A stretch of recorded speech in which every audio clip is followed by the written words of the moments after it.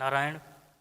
सर्वप्रथम इस आयोजन की साक्षी, प्रेम के अधिष्ठान और कर्म प्रवाह के प्रतिमान, विधि निषेध में कलिमल हरणी यमुना जी का स्मरण, जिनके वात्सल्य क्षेत्र में ये आश्रम स्थापित है। कुरुक्षेत्र के रणभूमि में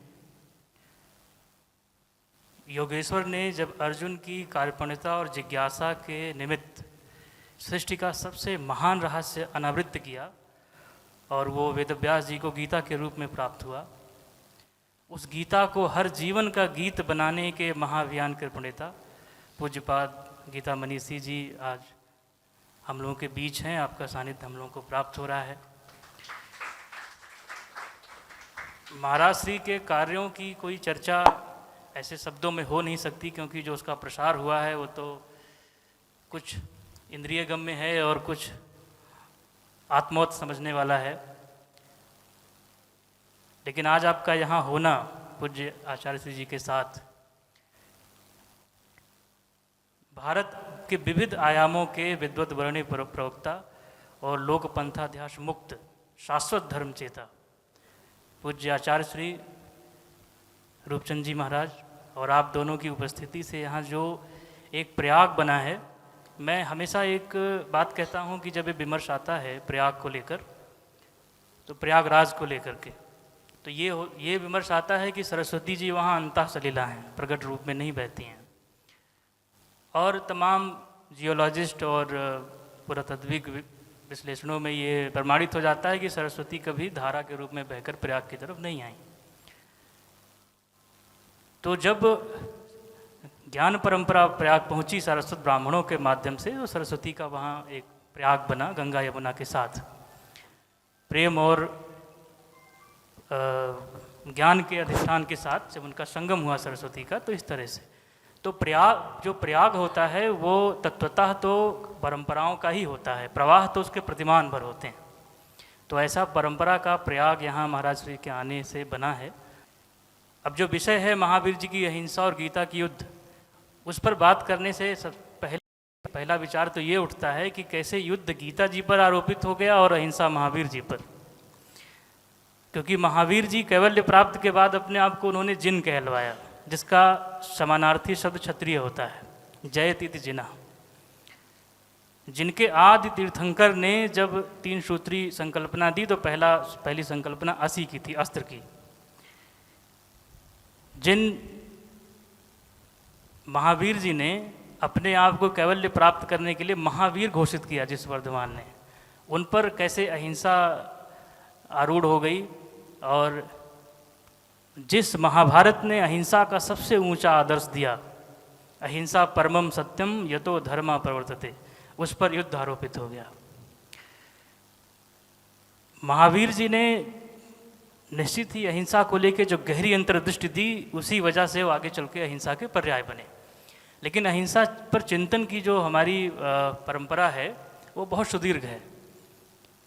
जब से मनुष्य ने अपने स्वरूप, आत्म और लोक के बीच के संबंध को समझना शुरू किया, तब से एक सिद्ध के रूप में, एक साधन के रूप में अहिंसा का विमर्श हमारे यहाँ चलता रहा।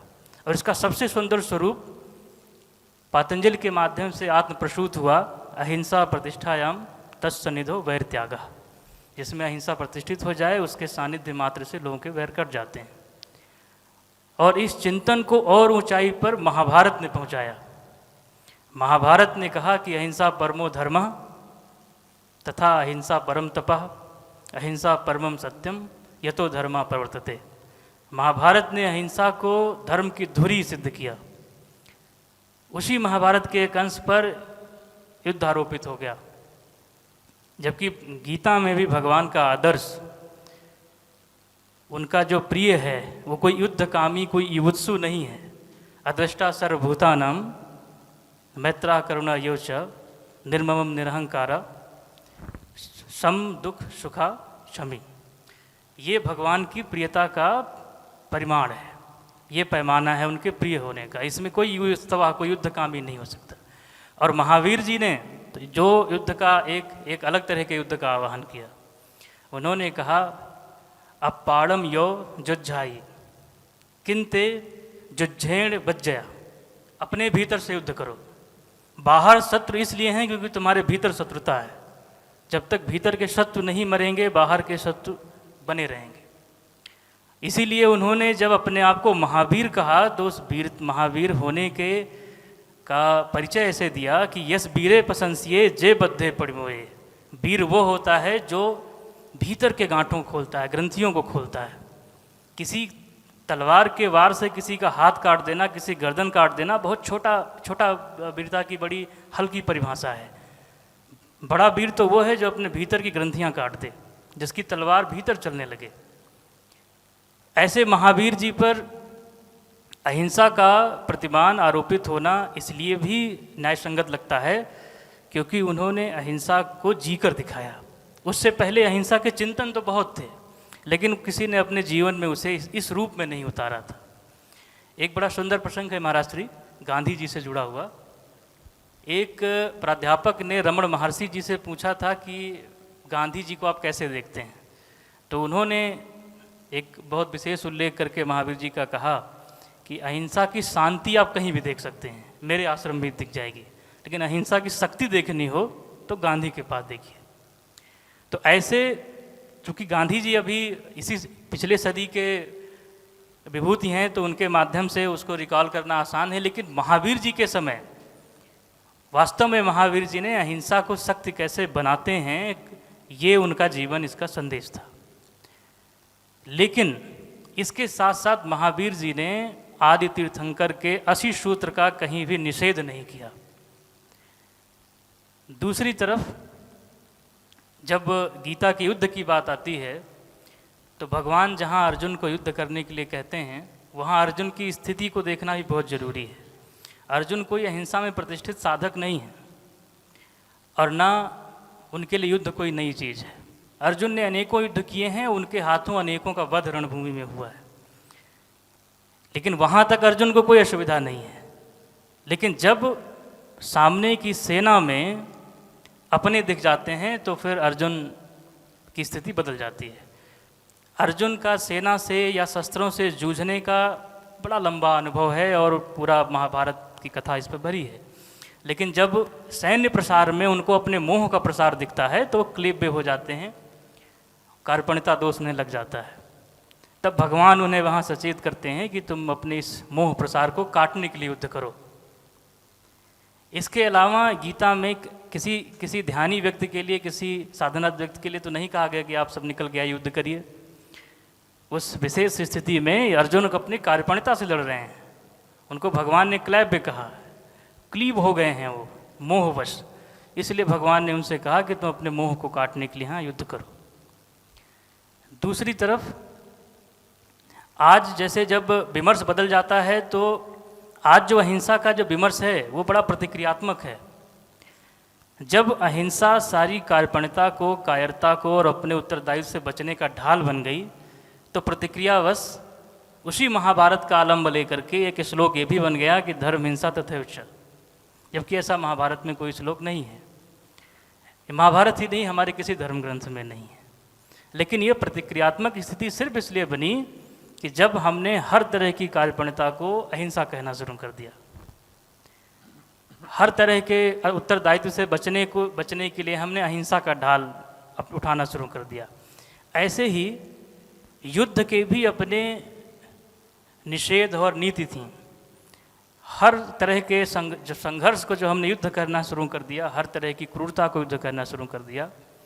ऐसे में महावीर के अहिंसा की जो अंतर्दृष्टि है उस दृष्टि से अहिंसा को देखना बहुत ज़रूरी है। जहाँ वे कहते हैं कि किसी को मारना, उसके अंग भंग करना ये हिंसा नहीं है, ये तो सब हिंसा की परिणतियाँ हैं। हिंसा उससे पहले घट जाती है जब आप किसी के अस्तित्व का अनादर कर देते हैं, किसी के अधिकारों का हनन कर देते हैं, किसी मूढ़ता में जो अपराध करते हैं, सबसे बड़ी हिंसा हुआ है। बाकी तो उसकी परिणतियाँ हैं। आप किसी के अस्तित्व को अस्वीकार करेंगे तो उस अस्वीकार को सिद्ध करने के लिए उसकी गर्दन भी काटेंगे। तो महावीर जी की अहिंसा को लेकर जो अंतर्दृष्टि है, महावीर जी का युद्ध के लिए जो ललकार है, अपाण यो जुझाई, भगवान का युद्धा कर्तु निश्चया, लगभग वही सूत्र है, वही भाव है। उसी तरह की स्थिति से निपटने के लिए भगवान कृष्ण आवाहन अर्जुन का करते हैं। इस विषय प्रवर्तन में मैं एक महाराज जी के एक अध्ययन का उल्लेख कर दूं कि आपने अपने निबंध में 2 सम्राटों के युद्ध का उल्लेख किया है, जिसमें एक तो अजातशत्रु हैं जिन्हें परंपरा में कहीं कुणिक लिखा हुआ है, और दूसरे वैशाली के जो गणराज्य के अधिपति हैं उनके बीच का युद्ध है। महावीर जी के उपस्थिति में युद्ध हुए हैं। महावीर जी 20-25 किलोमीटर की पेरीफेरी में ही थे जब दोनों युद्ध हुए, और दोनों उनके शिष्य थे।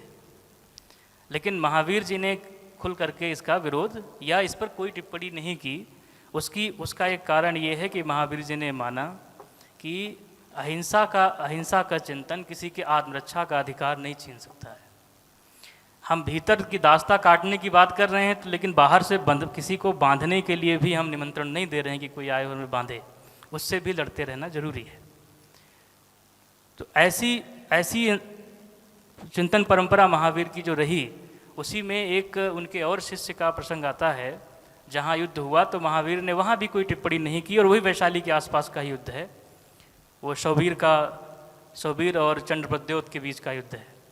वहाँ भी महावीर जी ने कोई टिप्पणी इसलिए नहीं की क्योंकि जैसे कृष्ण जो हैं वो युद्ध किसी पर थोप नहीं रहे हैं, ऐसे ही महावीर अहिंसा भी किसी पर थोप नहीं रहे हैं।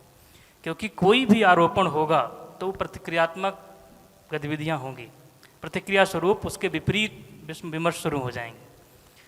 तो इस अंतर्दृष्टि को समझना बहुत ज़रूरी है कि गीता का युद्ध जो है, उस युद्ध की भी एक रीति नीति है, उस युद्ध के अपने एक प्रतिमान हैं, और वो युद्ध जो है वो मानवता के विरुद्ध युद्ध नहीं है, वो कार्पण्यता के विरुद्ध युद्ध है। और महावीर जी की अहिंसा जो है वो कायरता का आवरण नहीं है, बल्कि एक आत्मरक्षा की स्थिति को बचाए रखते हुए अपने भीतर के ग्रंथियों से निपटने का संकल्प है।